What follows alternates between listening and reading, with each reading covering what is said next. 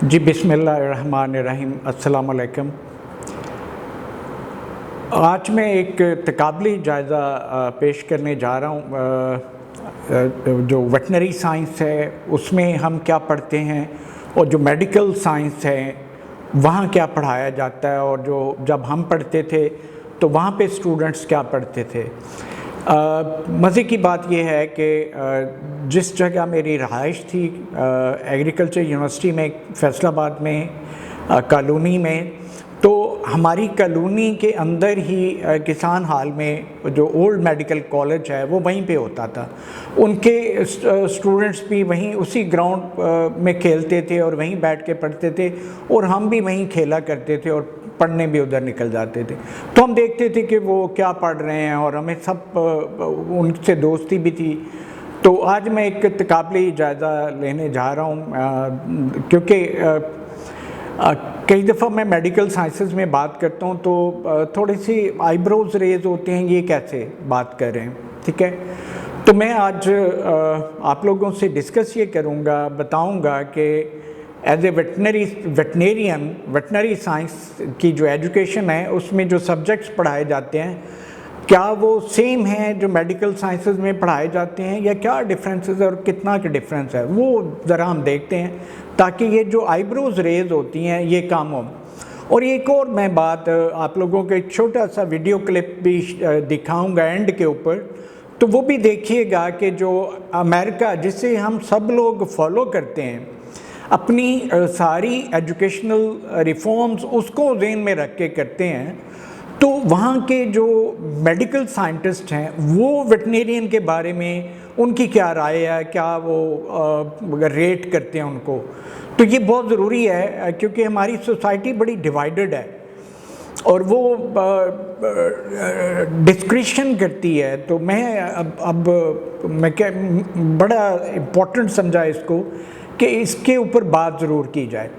तो चलें शुरू करता हूँ। जो सबसे पहला सब्जेक्ट अब मेडिकल में भी और वेटनरी साइंस में भी हम पढ़ते हैं वो है एनाटॉमी। एनाटॉमी जो है वो सारी बोन्स के नेम मेडिकल में हैं, ह्यूमन में हैं या वो एनिमल के हैं, वो सेम है। वो रेडियस अल्ना, टिबिया फबूला, ह्यूमरस और फीमर, रिब के जो रिब्स हैं, occipital condyle, everything is skull bones हैं, स्कल में फिशर्स हैं, इवन फोरामन के नाम भी डिफरेंट, ट्यूबरोसिटीज, ट्यूबर, मतलब जितनी भी चीज़ें हैं डिफरेंट, फोरामन के कहीं पे नाम डिफरेंट हो सकते हैं थोड़ा बहुत, लेकिन मेजॉरिटी वही चीज़ें हैं। जो स्केलेटन हम पढ़ते हैं वो भी सेम है, जो ब्लड वास्कुलर सिस्टम हम पढ़ते हैं वो तो 100% सेम है, नर्वस सिस्टम भी 100% सेम है। तो फ़र्क कहाँ पे है? बिल्कुल भी नहीं है। हम बल्कि क्या करते हैं, कंपैरेटिव एनाटॉमी पढ़ते हैं, वो एक इन एडिशन होता है। जो डॉग की एनाटॉमी है that is very close to human anatomy. तो हम कंपैरेटिव एनाटॉमी भी पढ़ते हैं, हम हॉर्स की भी पढ़ते हैं और कैटल बफलो की भी पढ़ते हैं। तो वहाँ पे कैमल की भी, तो हम कंपैरेटिव एनाटॉमी भी देखते हैं। तो चीज़ें एनाटॉमी में सेम है, किताबों के नाम थोड़े से डिफरेंट हैं। अब आ जाते हैं फिजियोलॉजी के ऊपर। मैंने देखा हुआ है, मुझे अच्छी तरह याद है, हमारे घरों में भी जो डॉक्टर्स बन रहे हैं उनकी भी बुक्स देखी हुई हैं। तो सिस्टर मेरी ने वो FCPS किया हुआ है, उसकी किताबें मैंने देखी हुई हैं, ठीक है। तो गाइटन की फिजियोलॉजी वो पढ़ते थे, गाइटन की फिजियोलॉजी हम पढ़ते हैं, तो फिजियोलॉजी भी सेम है। इन एडिशन हम फ्रेंडसन की फिजियोलॉजी भी पढ़ते थे।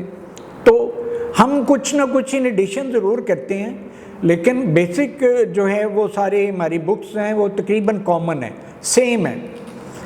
तो फिजियोलॉजी की बात होगी। अब आ जाते हैं बायोकेमिस्ट्री। बायोकेमिस्ट्री की 2 किताबें वो पढ़ते हैं, एक पे ज़्यादा उनका फोकस है, वो है मुश्ताक की बायोकेमिस्ट्री, वही हमने पढ़ी हुई है। उसके अलावा हार्पर की बायोकेमिस्ट्री, मेडिकल में भी वही पढ़ते हैं, हम भी वही पढ़ते हैं। तो ये 2 बुक्स जो हैं बायोकेमिस्ट्री की बड़ी इंपॉर्टेंट हैं, वही वो पढ़ते हैं। इसके अलावा भी जो बुक्स हैं वो भी पढ़ते हैं, हम भी उन्हीं जो इसके अलावा इन दो किताबों के अलावा जो किताबें हैं उनसे वो भी इस्तेफादा करते हैं, हम भी करते हैं। ठीक है, तो ह्यूमन मेडिकल साइंस में और वेटनरी मेडिकल साइंस में बायोकेमिस्ट्री सेम, वही प्रोटीन का स्ट्रक्चर है, वही कार्बोहाइड्रेट का स्ट्रक्चर है, वही शुगर्स हैं, सुक्रोज है, फ्रुक्टोज है, माल्टोज है, वही है सारा कुछ।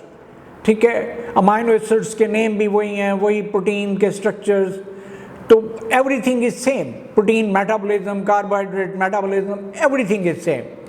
ठीक हो गया। अब आ जाते हैं बायोकेमिस्ट्री के बाद माइक्रोबायोलॉजी। अब माइक्रोबायोलॉजी भी 100% ऑलमोस्ट सेम है, क्योंकि staphylococcus, Streptococcus, E coli, salmonella, जितने भी बैक्टीरियोलॉजी है वो सेम है।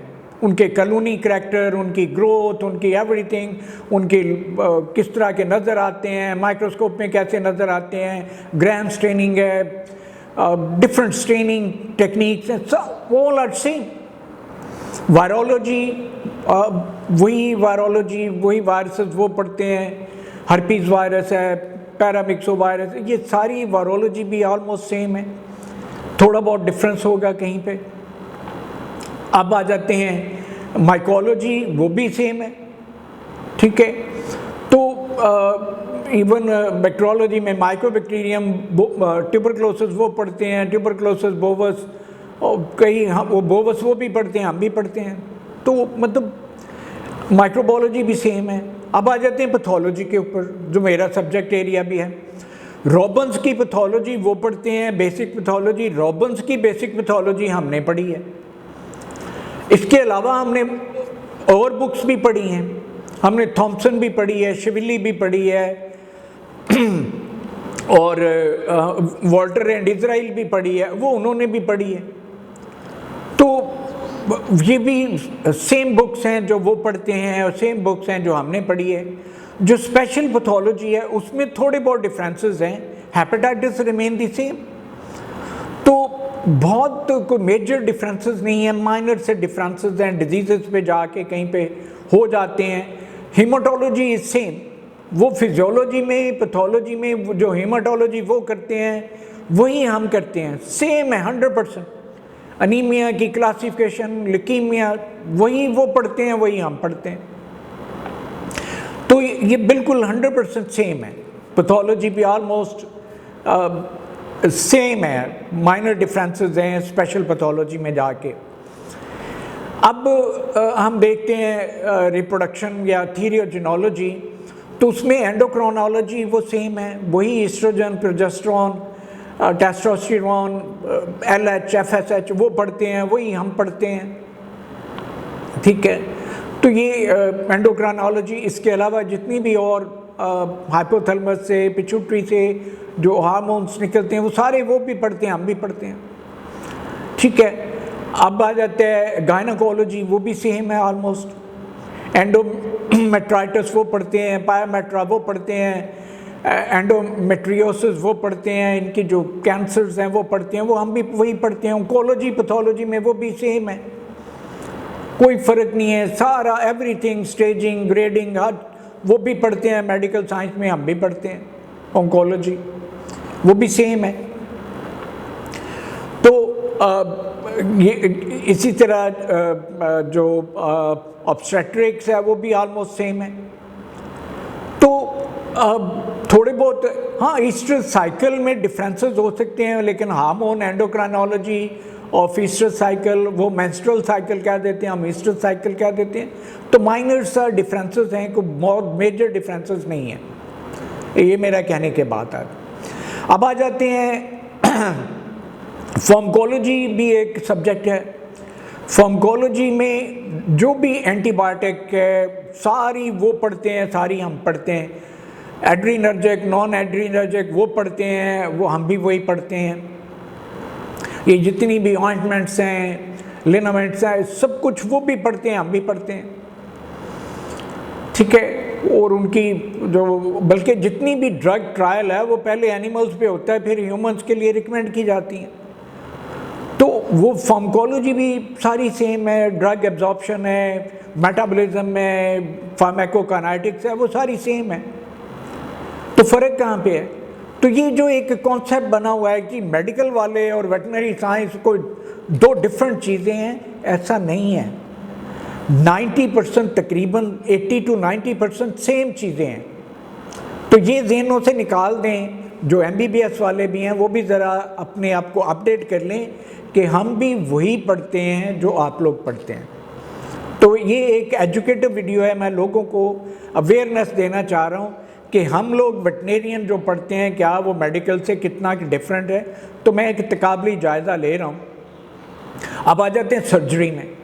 सर्जरी में जो भी जितने भी इंस्ट्रूमेंट्स हैं उनके नाम हैं वो भी सेम है, कैटगट है, जो भी आपके सूचरिंग मटेरियल है, सूचर्स हैं, सूचरिंग टेक्निक्स हैं, 100% वही हैं जो ह्यूमन और वेटनरी साइंस की सेम है।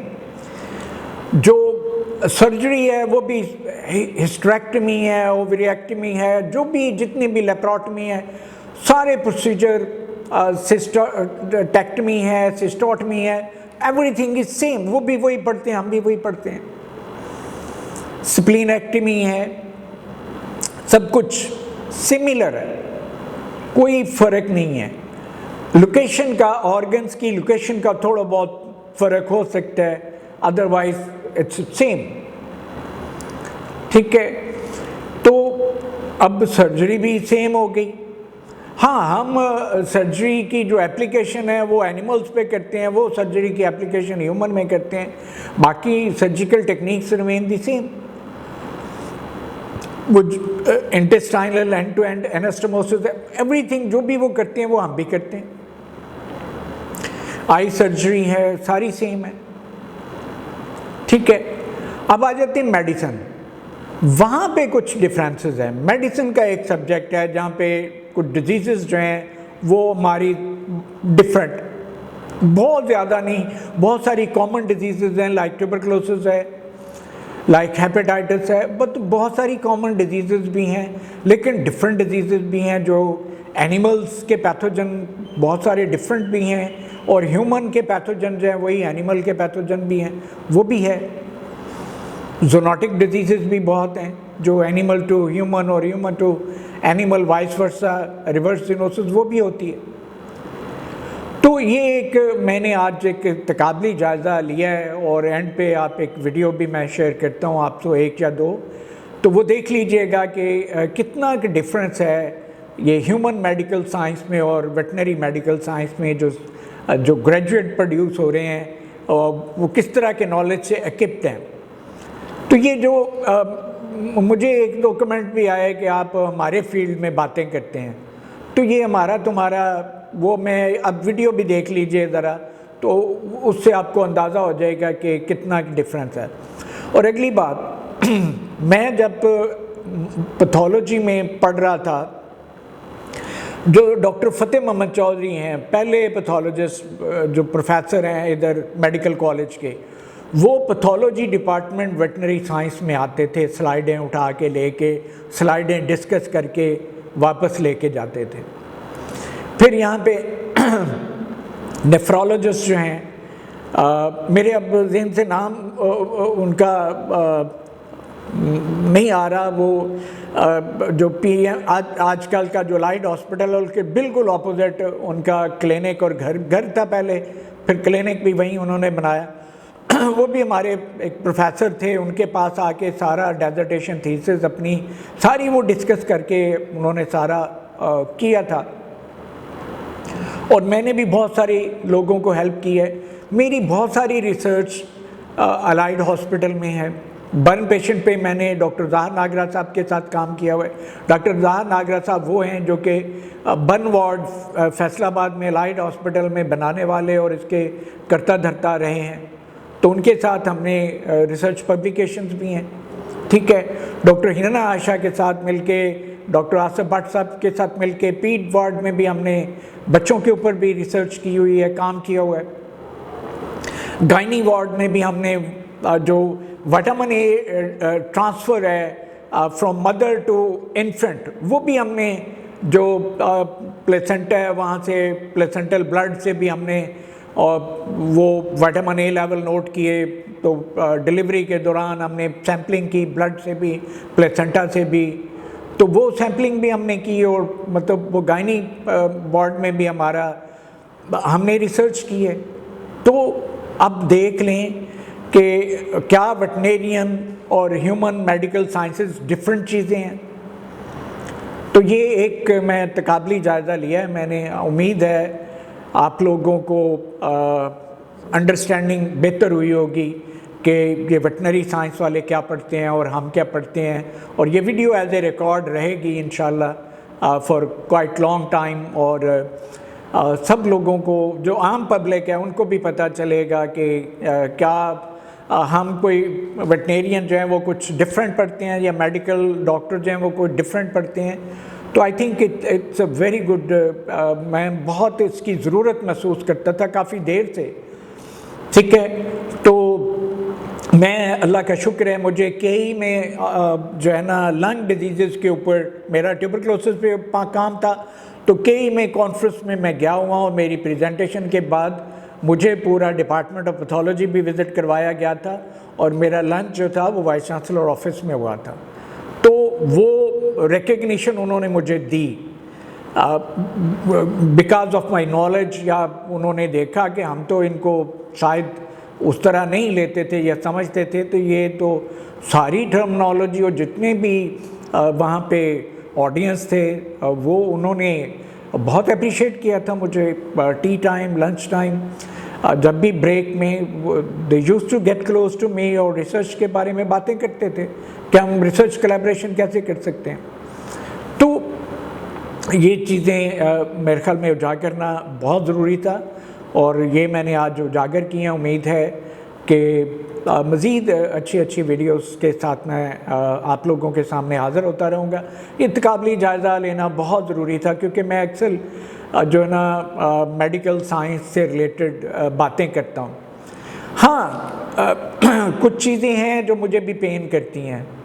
मैं अगर प्लांट पैथोलॉजिस्ट हूँ, तो प्लांट पैथोलॉजी टोटली, मतलब बहुत हद तक बहुत डिफरेंट है, या प्लांट फिजियोलॉजी बहुत डिफरेंट है। अब मैं प्लांट का लफ्ज़ काट के अपना जो इवन यूट्यूब का मेरा तारफ़ है उसमें PhD इन फिजियोलॉजी लिख दूंगा, तो ये थोड़ा सा देखने की बात है। या PhD मैंने प्लांट फिजियोलॉजी में की हुई है और मैं फिजियोलॉजी लिखूंगा, तो ये एथिकली जेब नहीं देता, ये एथिकली रॉन्ग है। तो एक तरफ आप इन्फ्लुएंसर बनते हैं और दूसरी तरफ आपके अपने एथिक्स कहाँ खड़े हैं वो देखें ज़रा। ठीक है, इसी तरह जो प्लांट पैथोलॉजिस्ट है, मतलब बाकी तो ये दो हैं, फिजियोलॉजी और पैथोलॉजी, जो थोड़ी सी ह्यूमन या वेटनरी साइंस से रिलेटेड है। बाकी वो हार्टिकल्चर है, एग्रोनॉमी है, वो तो सब्जेक्ट ही डिफरेंट है ना।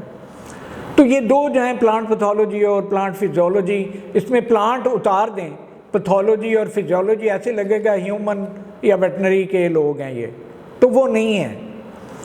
तो थोड़े से एथिक्स भी होते हैं। तो ये उनके लिए मेरा ये पैगाम ज़रूर है कि काइंडली अपने आप का जो अपना तारफ़ है वो पूरा लिख दें तो ज़्यादा बेहतर होगा। आप एक तो हर बंदा ही डायबिटीज़ का एक्सपर्ट बना हुआ है। हमारे कंट्री में इतने डायबिटीज़ के एक्सपर्ट हैं कि मैं हैरान होता हूँ, और पाकिस्तान दुनिया में टॉप पे है डायबिटीज़ में, सेकंड या फोर्थ नंबर पे है। I am not exactly recalling, ये टॉप पे है, टॉप 4 कंट्रीज़ में आता है, दैट आई नो। ठीक है, तो इतने एक्सपर्ट्स होने के बावजूद हम डायबिटीज़ से छुटकारा तो पा नहीं सके। तो प्लांट फिजियोलॉजिस्ट भी डायबिटिक एक्सपर्ट बने हुए हैं, तो फिर यही होगा ना। ठीक है, मैं अगर डायबिटीज़ पे कहीं पे बात करता हूँ तो हमने तो बहुत कुछ पढ़ा हुआ है, आइसोलेट सेल्स और ये जितनी भी पैंक्रियाटिक सेल्स हैं वो सारे हमने पढ़े हुए हैं। ठीक है, डिटेल में पढ़े हुए हैं। इंसुलिन वही है जो ह्यूमन और एनिमल में वही सेम है। ठीक है, तो बात ये है कि अब आप आउट ऑफ द कॉन्टेक्स्ट जाएंगे तो वो फिर मजाक तो बनेगा ना। लेकिन अब सोशल मीडिया पे क्वैकरी इसे कहते हैं, एथिक्स और क्वैकरी। अच्छा, आज ही मैं एक मजहबी सा प्रोग्राम देख रहा था, तो हजूर पाक से रिलेटेड एक बात की थी कि एक वक्त आएगा लोग झूठ बहुत बोलेंगे और झूठ जो है ना और पोर्ट्रे बहुत करेंगे और वो उसको माना जाएगा, सच माना जाएगा या उसको बुरा नहीं महसूस होगा। तो आजकल हम वाकई बुरा नहीं महसूस करते, हम एथिक्स हमारे ख़राब हुए हैं लेकिन हमें कोई शर्मिंदगी नहीं होती। तो हमें वो हजूर पाक का फरमान था कि वो शर्मिंदा नहीं होंगे। तो वो बातें भी सच होनी है। अब चलें, मैं बल्कि सोच रहा था कि ये फिर जो हजूर पाक ने जो वो डिवाइन फोर्सेस थी उनके पास, अल्लाह की तरफ से उनको आमद होती थी और वो बताते थे, ठीक है, डिवाइन पावर्स थी उनके पास। तो वो जो बातें उन्होंने की हुई हैं वो आज सच साबित हो रही हैं क्योंकि वो डिवाइन पावर्स थी, अल्लाह की जो इल्हाम होता था उनको, ठीक है। तो अगर वो सच होनी है तो फिर इस तरह के लोग सोशल मीडिया पे आएंगे, ढेर सारे आएंगे और वो शर्मिंदा भी नहीं होंगे। ये बातें ठीक हैं, ये ऐसे होगा। लेकिन क्या ऐसा होता रहेगा? तो वो भी है कि एक वक्त आएगा फिर करेक्शंस होंगी। तो हमें ये है कि चलें बात तो करें ना, गलत को गलत तो कहें। तो थैंक यू वेरी मच। बातें तो बहुत हैं, होती रहती हैं, होती रहेंगी, लेकिन वीडियो जो है यूट्यूब पे बड़ा एक लिमिटेड टाइम के लिए रखना बहुत ज़रूरी है। तो और मज़ीद हम बातें करते रहेंगे। Thank you very much. See you next time and अल्लाह हाफिज़।